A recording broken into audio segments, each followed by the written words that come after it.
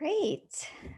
Thank you, everyone, for attending this session on work that every one of us in this panel have been doing to support food and housing and kind of merging the two services together. And hopefully by the end of the session, demonstrating to you how easy it is to do that and how effective it is. So the way this session is going to run is we will have three panelists, and you have their bios in your booklet of information, but I will be introducing them directly as well.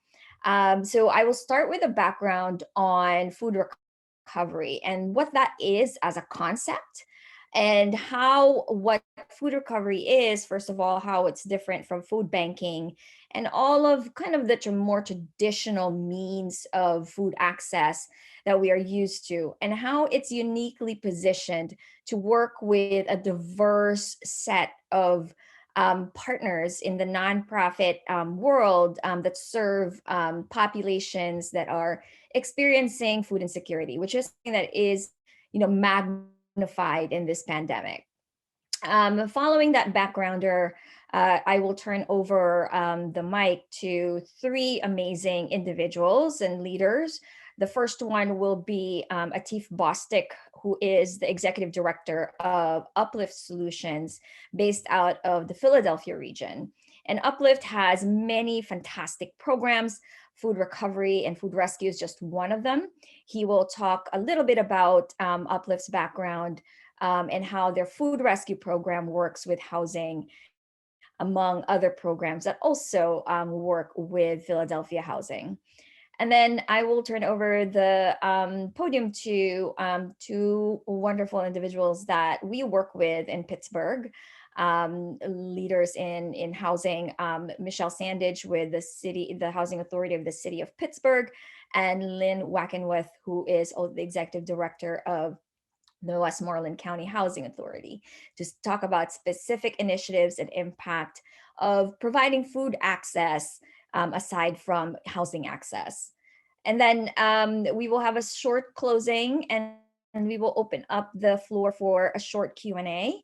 And hopefully we will be able to address questions that you may have directly coming out of the information from this session. So without further ado, I'll start with a background. So I am the founder and CEO of a technology platform called Food Rescue Hero. And Food Rescue Hero is really a response to the fact that, one of the facts that we don't know is that we are wasting almost half our food supply. And that is true, surprisingly, even in this pandemic. It's just coming from different places than when the pandemic is not happening. And so, with that in mind, with the knowledge that almost half our food supply, and this is perfectly good food, this is not plate waste, what can we do about it? That's, essentially 63 million tons of food that go to landfill every single year. And it is actually the number one material in our landfills. Again, we have to remember that this is perfectly good food. It affects, because it goes to landfill and because we waste the resources that go into producing and transporting this food, all of this food loss is actually the second largest cause of greenhouse gas emissions. So it affects our environment. But most directly, and perhaps most painfully, when we see all of this good food go to waste, and you will see some of that in the photos in this presentation, we know that currently 1 in 5 or even 1 in 4 individuals in our country is experiencing food insecurity. And we are coming from a time, prior to March, where the number was 1 in 9. And as we know, while vaccines are rolling out, it's going to take longer than a couple of shots in the arm for us to recover economically. So food insecurity and the unprecedented nature of it is here for a while, and we need to do everything we can to support our neighbors that are experiencing this, many of them for the first time. So we exist because we want to have a choice, with what to do with this potato. Typically, it's going to go to garbage because you can't sell this potato at your grocery store. And there's tons of this potato that exists in the world. For any of you who garden, you know that potatoes don't look in the standard way that we see them in the supermarket. So they come in many different shapes and sizes. And most of them, because they don't conform to these standards that we're used to, get thrown out. So the choice that we make is that it's not going to go to the garbage, it's going to go to people. And it is our core belief, and all of the panelists here share that core belief that good food belongs to people, not landfills. So we exist because food that goes to waste at the level of where we collect it, which is retail. These are all your grocery stores, your farmers markets, all your meal kit providers. Some of the manufacturing centers of which are close to Pittsburgh and Philadelphia.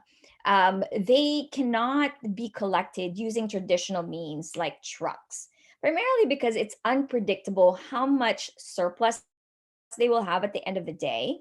And sometimes at the shop right in Philadelphia, it's probably only going to be 2 boxes of food. And same with the Giant Eagles in Pennsylvania, in Pittsburgh, and other supermarkets in other areas that we work in. So trucks are not a cost-effective way to do it. And this is actually why food has been going to the garbage, because there was no way to collect it cost effectively. So, and then unfortunately, most of this food is healthy food.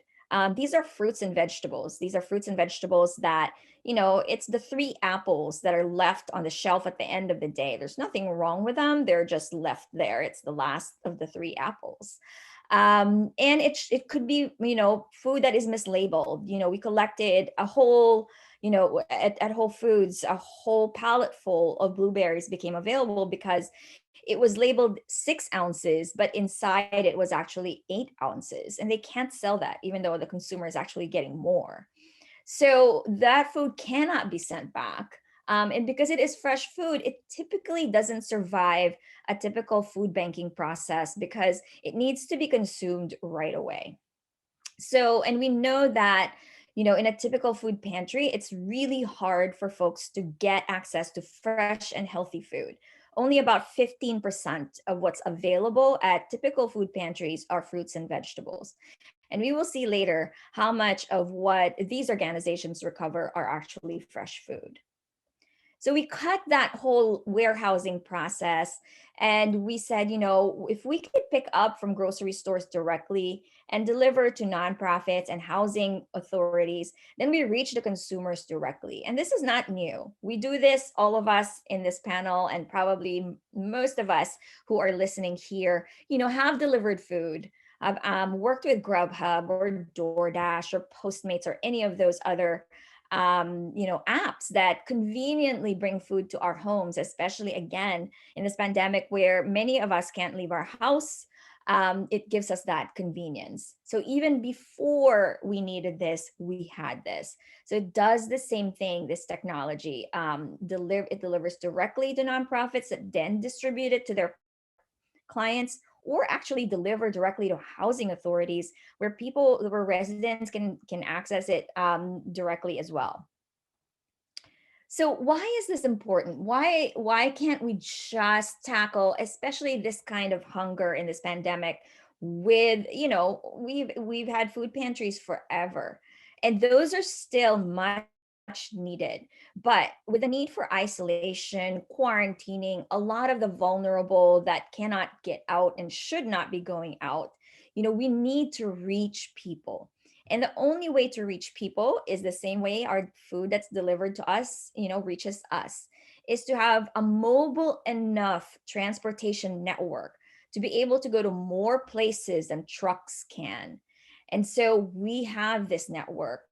We have drivers that download similar apps to DoorDash and Postmates, and they're able to see food that is available for them to take to neighbors that need it. And these drop-off locations are pre-identified, again, with our partnerships with housing and with other nonprofit partners. So these are just some stark realities pre-pandemic of how much there is a need to actually bring food to people rather than waiting for people to get to food. About 25% of people in poverty do not have access to cars. Again, pre-pandemic. So I feel like you can safely double this at this point. In our county, in Allegheny County, 14% of people do not have cars, and 25% of people who don't have cars, only 1 in 4 have access to high frequency transit. What that means is, there's more than one bus a day that comes to where they are. So if you miss that one bus, there's no way for you to get to a food pantry that day.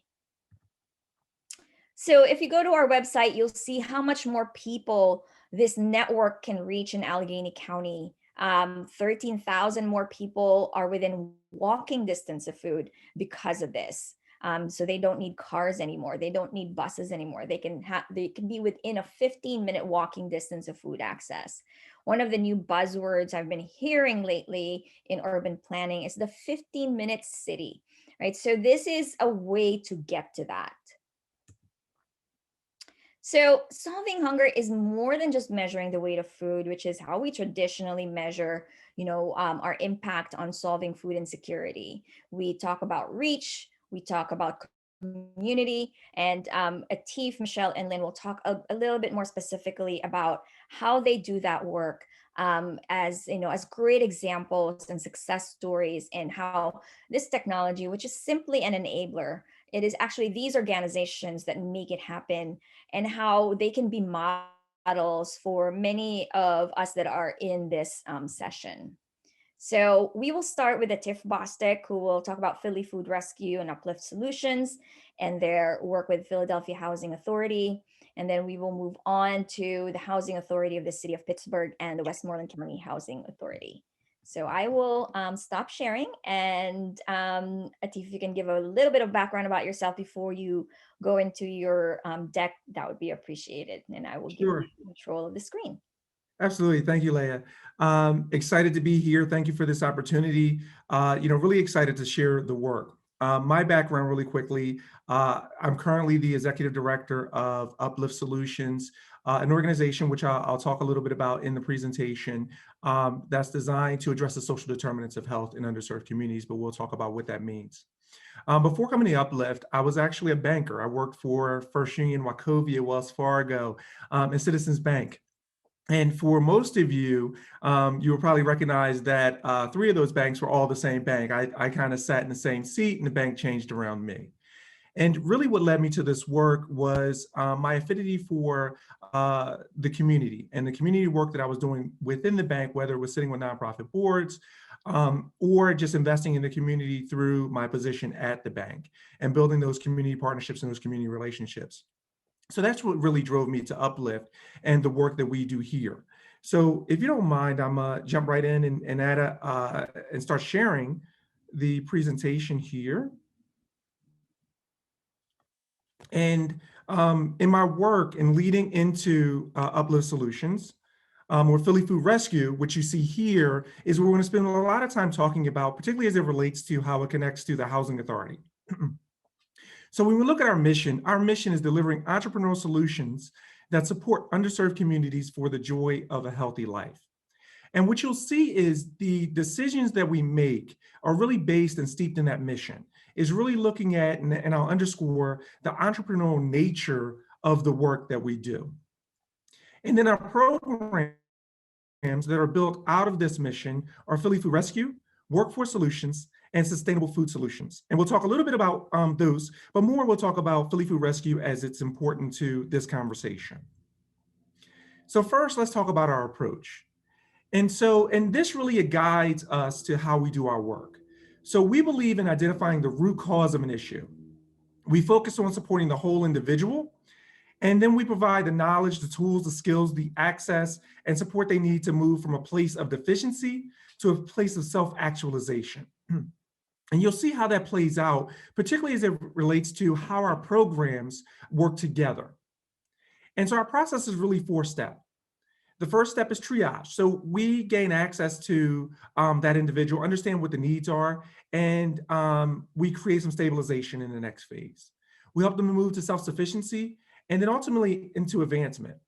And really, the ultimate goal is that self-actualization. If we all, think about back at school in Maslow's hierarchy of needs. So let's talk about Philly Food Rescue for a little bit. Philly Food Rescue, which Leah talked about, was built out and based off of the work that Leah did and continues to do with Food Rescue Hero and 412 Food Rescue out in Pittsburgh. And so we've taken that technology and built a program here in Philadelphia around that, where we use rideshare technology, just like Leah talked about, to redirect surplus and emergency food to organizations that don't necessarily have access to the food system that exists. Because as you know, there is a food system that exists, particularly related to food banks, food pantries. And I'll talk a little bit more about that and that system, because that system actually drove us to get into this work, because there are other actors and were other actors involved in this process when we got involved, but we decided to get involved anyway. So our 2020 performance for Philly Food Rescue, and I thought I would share this a little bit. It was a challenging year for all of us, right? We experienced increases in food insecurity. And through that year, we stepped up to meet those challenges. We had over 10,000 food rescues in 2020.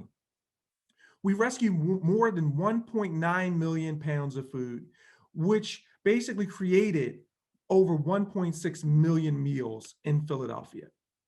And just to put it in perspective, we were able to feed, if we think about the number of individuals in Philadelphia, every single Philadelphian at least one time, because there's 1.5 million Philadelphians here.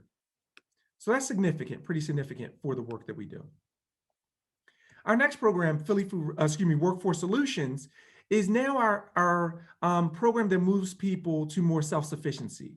And through our Workforce Solutions program, we actually train formerly incarcerated individuals, particularly, and support them into moving back into the workforce. So on the front end, we provide food rescue support where we'll provide them food. And it's that whole analogy of giving a man a fish and then teaching a man to fish, right? So we make sure that we actually do both. We give the person, the individual, access to food to stabilize them, and then we create access to employment opportunities to move them to more self-actualization, to move them to the goal of that, of self-sufficiency and self-actualization. And just to give you an idea of the work that we did in 2020, our activities and performance, we supported 423 individuals. We graduated 130, and we placed 130 into jobs, with, again, our focus being formerly incarcerated with a 2% recidivism rate. So why did we get into this work? And we talk about Philly Food Rescue in particular. So the first part is, if you look at the illustration, the picture on this page, it speaks volumes. There's over 326,000 Philadelphians who face hunger. And so we needed to step in to help solve this problem. Our work is to address social determinants of health, so it's directly aligned to the work that we do. There were limited services for smaller deliveries, not deliverers, but deliveries, meaning that when we look at the food system that existed in Philadelphia, it was really built around large deliveries, which 500 pounds or more, where we would see our food banks that would send trucks to actually solve that problem. There really wasn't a solution for the smaller donation. And then there was a need for a last mile solution, because if you thought about the actors that existed in the city prior to, it was really about taking food and moving it to a food bank, and that food bank distributing it through their network of food pantries. And then lastly, one of the things that I would add would be the types of food, because even with the food banking and the current system that existed, we weren't able to capture all the types of food that was available within the food stream and within the system. So we were able to then capture that food within the food system as well. So more specifically, and I'll talk about the housing authority, we support the fourth largest housing authority in the country. The housing authority houses more than 80,000 people in the city of Philadelphia and employs over 1,400 people to deliver services to their clients, with a budget of over $400 million, and is one of the largest landlords in Pennsylvania. So there's two programs that we really support through this. The first one is one that we talk about most often, right? Is the Congregate Housing. That's where we have individuals that are in buildings or in group settings where they live in one place. And so we provide food to those places, and it's pretty easy. It's direct. We create partnerships between donors and these sites and deliver food to these sites. I want to spend a lot of time on this, the congregate housing slide. I want to spend more time on the scattered site strategy that we have. And the scatter sites basically are housing that exists within the community, within environments and cities and neighborhoods where there's moderate income housing and properties that are not owned by the housing authority. There's renters, there's owners. And so these are scattered across the city and are a little harder to reach.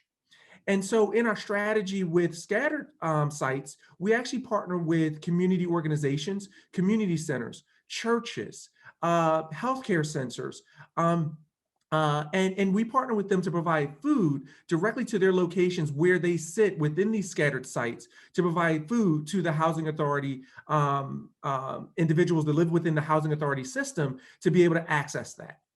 But that access also goes beyond just the access to those that are within the housing authority. That goes to the entire community where they need help and support. And where we see, this bigger need and a bigger unmet need is a scattered site because they have other challenges such as transportation. So even beyond the partnership with the community centers, beyond the partnership with the other neighborhood organizations, we work with other organizations such as Lyft, where Lyft will actually provide vouchers to individuals to actually go and get fresh and healthy food from some of our partner organizations, such as supermarkets. So in one of those programs, Lyft will provide vouchers for 2 trips per month from housing authority sites to the supermarket.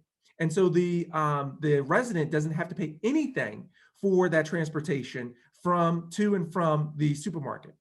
And to actually create additional capacity within that, and this is prior to COVID, we actually partnered individuals within the sites to take rides and trips together where they could double their vouchers. So if 2 individuals will go together, then it would actually equate to 4 trips per month. So that's once a week.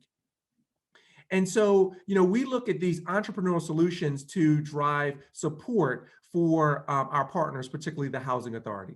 And so I think I'm right at my time, so I'll pause there and turn it back over to Leah for the next presentation. So thank you for this opportunity. I look forward to the questions at the end. Thank you so much, Atif. As you can all see, Uplift Solutions is a model even for 412 Food Rescue and for many organizations, especially as we think about, once we alleviate a challenge that limits individuals from pursuing other things that they need to pursue to gain a better life, this continuum of support is something that a lot of organizations aspire to. And later on we'll hear more from Atif, but if you have questions on that, please feel free to reach out to him directly. And next, I would love to introduce Michelle Sandage, who is the Chief Public Affairs Officer of the Housing Authority of the City of Pittsburgh. Has been one of the first partners of 412 Food Rescue and has been such a staunch supporter of doing this work within housing authorities, has helped us present to other housing authorities on the potential impact, not only in our region, but in many other regions where food rescue organizations are now working with authorities as food access points, which is, again, as Atif already said, and as we already demonstrated, why is this not happening everywhere? Because housing is where people are. So Michelle, feel free to share your screen. Okay, thank you very much. Before I share my screen, I'll just give you a little background and just tell you that I'm good at sharing my food, We'll see if I can share my screen. So I'm gonna try that in a second. But I am from the Housing Authority City of Pittsburgh, Chief Community Affairs Officer. A little background about me. I came to the Housing Authority many, many years ago from radio and TV background. I did a stint here in the city on a number of radio and television stations, and just fell into public housing because I'm a kid from public housing. I grew up in one of the communities that we still oversee, and it was just a natural fit. So I'm excited about being able to be here. Thank you, Leah. I will tell you a little bit about 412 Food Rescue. They're phenomenal. We started with them in 2015, kind of just getting our feet wet. And then in 16, we really started to roll out what we do with 412 Food Rescue. It's been a wonderful marriage and partnership, and I will stop that and I will share my screen. So let's see. And the question is, can you see that and what? Here we are. Okay, I think I got something going here. But I want to do it that way. There. Okay. Great. 412 Food Rescue, as I said, can you see, can everybody see what's going on? No, we can't see your screen. You can't see my screen. Mm-hmm. And I'm in share mode. If you would like to email me your presentation, I can easily share it on my screen as well. Okay. So If that works better, that will work for me. Okay, I will wait for you. Okay, I'm ready, but you are. Oh, so are you going to use the one that I sent, or did you add to it? No, I have the one that the one that you sent is perfect. Okay, great. Then I will share my screen. Hey. And this is how a partnership works. When you can't figure something out, your partner can figure it out for you. So 412 has been great partners. As I said, we started in 2016 with 412. We are the second largest housing authority in Pennsylvania. We have about 20,000 residents that we serve. LIPH about 10, and HCV has the other 10. 412 Food Rescue figured out something that we figured out also was that you have to meet people where they are. It really worked well because things were coming to your door. If anybody knows anything about the city of Pittsburgh or a lot of Pennsylvania, there are hills, there are terrains, we're isolated. It's very hard for residents to get buses and just to get to grocery stores or to food banks or, to food pantries. You really have to make an effort. And of course, carrying that food can be challenging. We have 10 high-rise facilities here in Pittsburgh. They're all senior, and for folks with disabilities, it really makes it challenging. And when 412 rolls up and they're consistent, right at your door, it's like DoorDash or, Uber Eats or something, before that became popular. So next slide.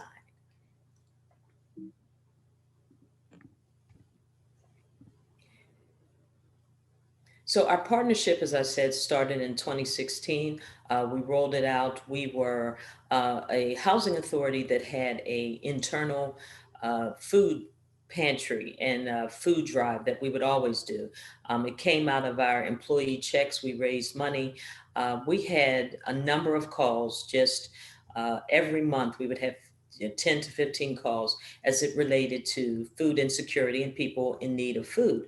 And 412 shows up, and in 6 months, this is really something. In 6 months, we had no more calls. So we always say 412 helped us eradicate hunger and food insecurity in our communities. So as you can see, how much food was delivered, the retail value of the food, the pounds of food, those numbers are so large, I can't even begin to articulate those. If you can read those, that's millions of pounds of food, of meals, the retail value, and just a phenomenal amount of deliveries that happen at the HACP. Next. So this is a slide, and you can see we are in the throes of the pandemic, and that didn't stop us. We tried to figure out a mechanism to be able to do what we do with 412 in the pandemic world. And we came up with the whole grab and go concept. And we also, unfortunately, had all of our community rooms and lots of gathering spaces where we distributed food closed. And so we had to figure out a mechanism to be able to do that. We are doing that right now outdoors, but I will say, and Leah probably doesn't know this, but we have approval, and we're getting ready to move to get approval from HUD to do an outdoor food truck, and it's really going to be exciting, kind of like the ice cream truck. It'll be 412 coming right to your community, setting up shop right in a parking lot or in a grassy area or something. Residents will come out. It will eliminate all of the hassle that we have with staff having to come and clean and set up and all of that. It's really going to be phenomenal. And it's also going to be a resident employment opportunity as well. So when I say you have really good partners and really good resident leaders that come up with really great ways to make things work, it works very well. So staff and resident leaders, they execute a number of these food drops that we have in our communities. And so, as I said, resident engagement is very key. They play a rich and major role. This is one of our resident leaders. She is Miss Leslie, and Miss Leslie is known not just in her community, but all across the HACP system. She goes out and gives information to other residents on how 412 food rescue works, how smooth you can make it work. If you have really good tenant leadership, resident leadership, community leadership engaged along with your staff, it's just a seamless process when 412 shows up. So as I said, we came up with the grab and go concept with 412, and it kind of made its way through a number of, not just 412, but other folks in the city of Pittsburgh, including our Pittsburgh public schools, latched onto the concept. And as you can see, this is one of our communities. Now, the community room, of course, would have been the drop-off location. Residents would have come in and picked up their food, but it's now packaged. In the back, as you can see, there's a back door there. So residents just come there, it's ready to go. It's called grab and go, and everything is inside of the bags. And the bags are very sturdy, by the way. Thank you, Leah, because a lot of our residents have, complained they go to the grocery store and the bags are flimsy and they've got to, do a lot of maneuvering, and, they're on their way to whatever transportation and the bag breaks. And so this is really nice. They really like this concept. So we have regular food drops. We have these grab and go, as well as deliveries to a lot of our events. This says testing and other events, and some outdoor events that we've had during the pandemic. One of them that was very well attended and successful was our outdoor movie nights. Those outdoor movie nights brought people outside into the lawn or into the parking area to view movies that they had suggested that they wanted to see. We tackled social isolation, as well as depression and anxiety and all of those other things that this pandemic brings. But what also happened was we also had other partners there. One of them was one of the universities there. They were very instrumental in doing flu shots, pneumonia shots, and shingle shots. Well, it was a wonderful opportunity for them to do what they do, as well as 412 to be there. So we kind of hit every aspect of health, of education, of wealth inside of their bags. 412 was very kind, and they let us put information inside of the bags so that you had information on health, you had information on COVID-19, on resources. So it really works well when all of your partners are really on the same page. Here again, just another photograph. Those are actually our resident volunteers. As you can see, they are very happy and excited about what they do. That is one of our community centers. Again, the community room is currently closed, and so what we do is outdoors. As you know, in the city of Pittsburgh, it can get cold. As you see, this was a chilly day, but the cold weather doesn't seem to stop folks. And as I said, these grab and go bags are very nice, very sturdy. And folks, our seniors and our family, members really enjoy the method of distribution that we have right here. So home delivery was something that 412 came up with. It was an awesome change as it related to home. And what I mean, there were scattered sites as well as HCV home deliveries. And as you can see, there were 3,000 meals that were directly uh, like DoorDash or Uber Eats or one of those things. 412 came directly to the door. We did a sign up, we talked to residents, asked them if they would be interested. Definitely they were. And so 412 just showed up right to their door and brought a lot of fresh food and, fresh vegetables and good things right to your home.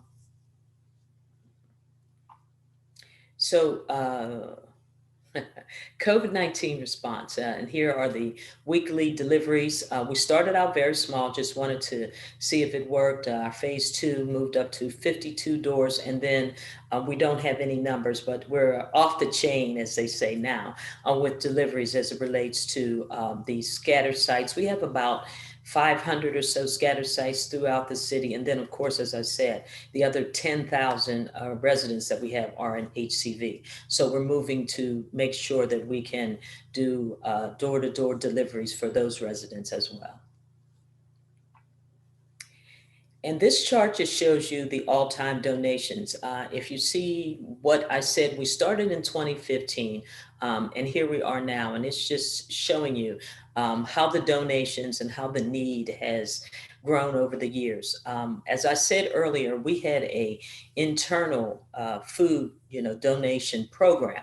And we would distribute, food for residents who are in need or who didn't have food or food insecurity.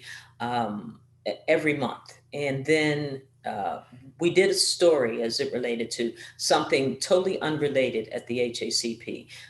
Maybe my communication background may have assisted with that. And that's how 412 found out who we were. So make sure you get the word out as it relates to what you do good. The word is always out if there's something bad, but just make sure you get your word out as it relates to other programs, because people radiate to some of the good things that you're doing in your authority or, in the city that you live in. Just make sure you get the good word out. People tend to radiate towards good. We have a number of foundations in the city who have kind of latched onto us, so to speak, and we're very, very pleased with that. I will close. I think I'm almost out of time. I will just give you one story. And that story is always, I love telling the story. It is about a young person who didn't know anything about a roast. And if you look at a roast, and a roast isn't a piece of meat or anything that somebody would say, ooh, yeah, it's not a good looking piece of meat.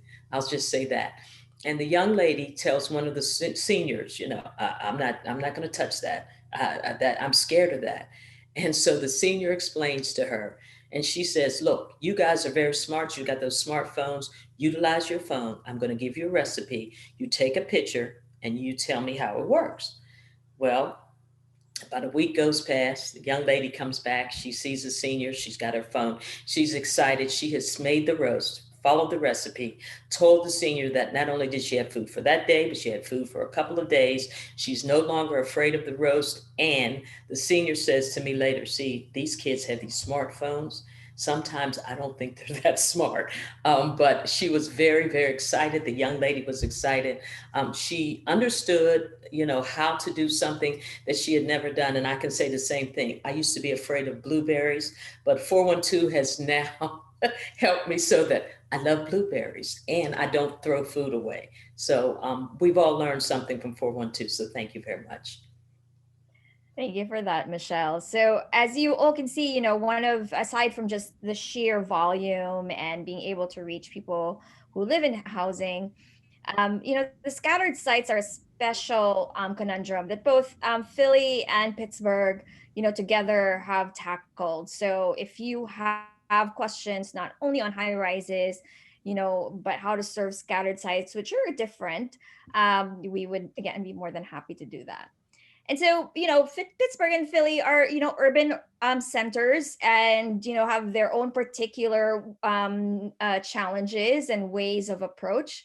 So we were very interested as well in making sure that we serve housing partners that are not quite in urban centers. And one of our most powerful and first partners in that is the Westmoreland County Housing Authority. Really truly again, leaders in terms of how they approach the support that they give to residents. We are extremely proud to partner with them.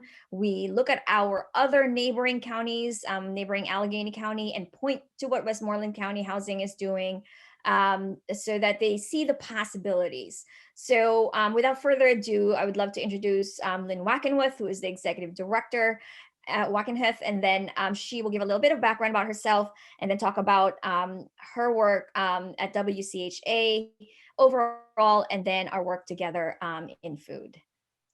Thank you, Leah. And while I appreciate the promotion, I am actually not the executive director for Westmoreland County Housing Authority. I am Don't tell your ED. I will not. I am the Hope and Life Director, which is one of our supportive services here at the Housing Authority. But thank you again. So I do that with Michelle as well. I'm sorry. I do that with Michelle as well, and then Castor nudges me and says, "No, she's not." I'm kidding. The promotion. Westmoreland County Housing Authority provides over 2,500 units of family, elderly and disabled, and elderly only housing. The Housing Authority also administers the Section 8 voucher program in Westmoreland County, providing ongoing rental subsidy to over 1,800 families. So although housing is a priority for us, our director believes in fostering activities that promote a healthy lifestyle. And to that end, we proudly offer senior net computer centers in 7 communities. We have a family self-sufficiency program with the goal of full-time employment and less dependency on welfare assistance. We have a home ownership program, our rental services department, which assists homeless individuals and or families, and those facing evictions. And lastly, our Hope and Life program. And the Hope and Life program provides after-school programs in 7 family communities and service coordination in 14 elderly communities.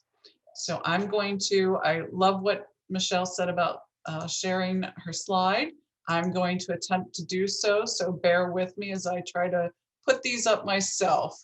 Can you see them? Can you see the first slide? All right, wonderful. Yep. Okay, so in 2017, one of our service coordinators and I attended a local program where 412 Food Rescue presented information on their programs. At that time, they were letting us know that they were expanding into the 724 area code. And we said, great, sign us up. And that was pretty much all it took. It was an easy partnership to start. We started small in a few New Kensington communities, which are geographically close to Allegheny County. It made things a little bit easier. As you can see, 412 Food Rescue quickly expanded into the rest of the county and food donations poured in. Our residents felt like they had hit the lottery and were so blessed. So you can see, just as in Michelle's slide, the impact that 412 Food Rescue has had for our residents. It's been huge. Just going to go through the next couple of slides here and tell you, in order to foster that expansion, the 412 Food Rescue did obtain a USDA Rural Development Grant that allowed more food to flow into our counties, and this young man's helping out. And as Michelle said, it is truly a collaboration. 412 food staff are great, and I can't tell you how easy to work with. We can identify an issue We can identify something we'd like to start, or they do, and it just happens. It seems seamlessly and almost immediately. They're so quick to react and pivot and meet the needs. Obviously, it takes Westmoreland County Housing Authority staff to get these programs out there, and most definitely resident engagement. This is one of our new Kensington neighborhoods, and I just love the fact that the kids and some of the residents are helping to unload the trucks and get the food into the hands. Again, this is the New Kensington neighborhood, and 412 Food has some unique partnerships, one of them being Pittsburgh Symphony Orchestra. So some of the orchestra members came on site and played music during the actual food rescue that took place. And that was really cool. We enjoyed that. So the next few slides that I'm going to show you are I'm going to talk about the pandemic. And you will see some of the slides, people don't have masks on. It was pre-pandemic that they were not wearing masks. So during this past difficult year, many partners really stepped up to help our residents, but none more so than 412 Food Rescue. They quickly applied for, organized, and delivered USDA produce and dairy boxes to most of our sites. These donations were in addition to normally scheduled food deliveries. Every site received a produce or dairy box every 3 weeks. 412 also obtained these grocery bag donations that you see in this slide. Families received 2 to 3 bags of groceries that contain some meat items as well, including those roasts that Michelle talked about. And what a huge blessing this was to our family communities who are food insecure in good times.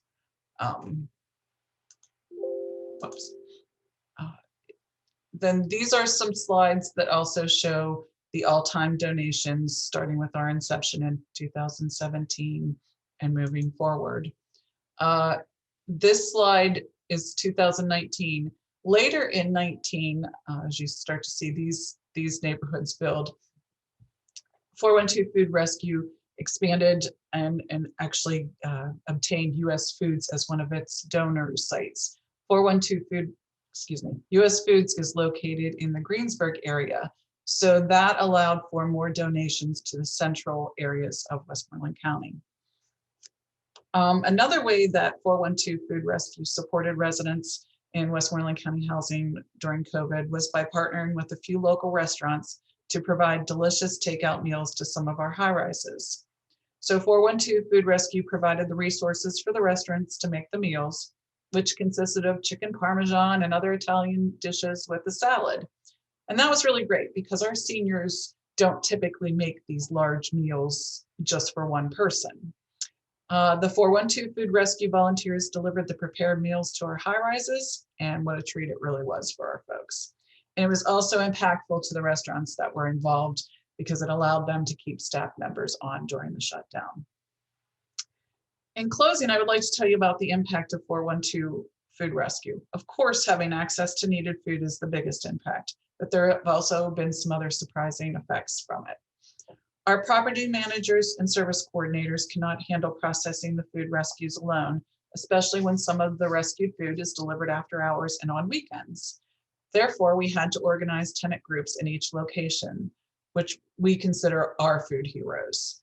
And as Michelle said, we had to learn to deliver the food in other ways than we previously did, because previously all the residents would come to the community room and get their food. We too shut down our community rooms, but our director made the decision to allow them to open back up during food rescues. They are scrubbed down prior to the rescue, and then our resident group that does the rescues, the 412 Food Rescues, comes down and prepares the food to be delivered. So they have to organize and break down bulk food in order to fairly distribute it to all residents, but they do take it door to door within our communities so that we aren't having everyone down in our community rooms. And then of course the community rooms are wiped back down afterwards. Working together this way has strengthened residents' conflict resolution and problem-solving skills, and it truly has. Working within this group has also fostered many leadership skills and has given some a purpose in life. And I may seem to be kind of over dramatizing that, but many of our seniors and disabled residents no longer feel that they're as useful to their community as they once were. So working on the rescue gives them a sense of purpose and to feel that they are needed, which of course they are. Another really fun outcome was that families in our East Ken location were so excited and feeling so positive that they asked if they could plant a community garden in the back of our Hope and Life Center.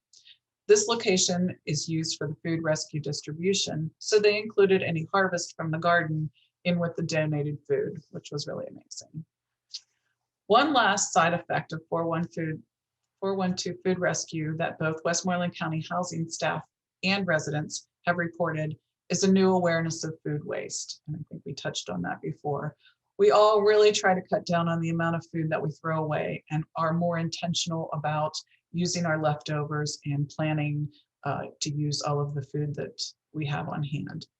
When residents realize that a food rescue donation is too large for the community, they quickly identify other agencies, places, family, and friends that they can get the items to. And the residents really enjoy doing good for their community at large in this way and feel good about paying it forward. So thank you, Leah, for this time to talk about what the impact was to Westmoreland County Housing Authority. And I can tell you everyone involved is very happy to have it on board. Thank you so much, Lynn. So as you can all see, it takes, literally a village to do this. And, we are not a direct service organization, but, what WCHA, HACP, PHA are all direct service organizations that we work with. We have the volunteers who drive the food, the donors who donate the food, and then the community themselves that actually make the distribution happen. So it's a very, very different model. So we have a few more questions, and some of those questions are going to be answered in my last slides, and we will have maybe a couple of minutes or so for questions, other questions. So I'm going to share my screen one more time and just really go quickly on a few things. So I talked a little bit about how much the food that is distributed is fresh food. So 52% of food that goes to waste is actually produce.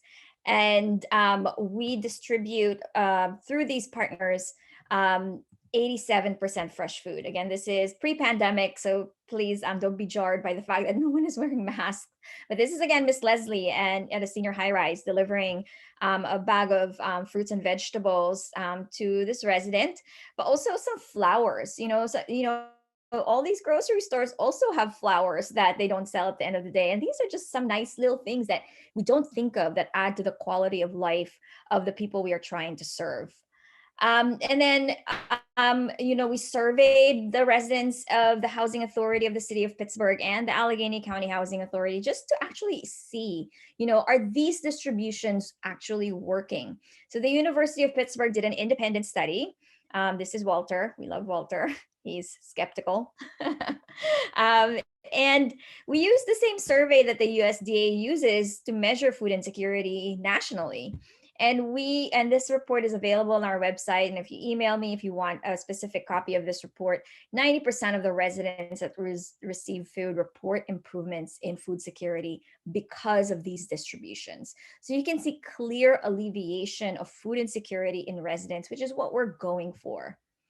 Some of you asked where our partners are operating. So you know about Philly Food Rescue in Philadelphia, but we are also in Cincinnati, in Cleveland, in Manassas, in New Haven, in California, in San Francisco, and even in Vancouver. And a few more cities are coming up in the next couple of months with some amazing partners. So if you are in a city that wants to bring food rescue to your city, and a housing authority can take the lead in identifying a partner for us, we would be more than happy to talk. So how would a community start an initiative like this? Well, we have to find an executive director such as Atif, in an organization such as his, who will take the charge in actually leading the operations. All we provide really is the technology. And if there's other help that we can provide, such as Michelle or Lynn speaking to your housing authorities to convince them of the impact this can make on residents, they have said yes many times. So, and I always love traveling with our partners. So yeah, so find a partner, a nonprofit partner such as Uplift Solutions or a food rescue organization that already exists that would like to use this technology. How does someone sign up to get a food delivery? If you are in one of these cities that we operate in, you can contact that food rescue organization, and they will sign you up as a nonprofit partner, and we'll make sure that food gets distributed to you. Great. I think we are at about time. These are just some of the collective metrics across those 9 cities. About 38 million pounds of food since 2015. About 42 million meals. About 18,000 volunteers who are ready to bring food to your community all over the country. So yeah, so if you would like to reach out to Michelle, Lynn, or Atif, their information is in the packet. And they would be more than happy to answer specific questions, likewise myself. And I would like to thank all of you for attending our session.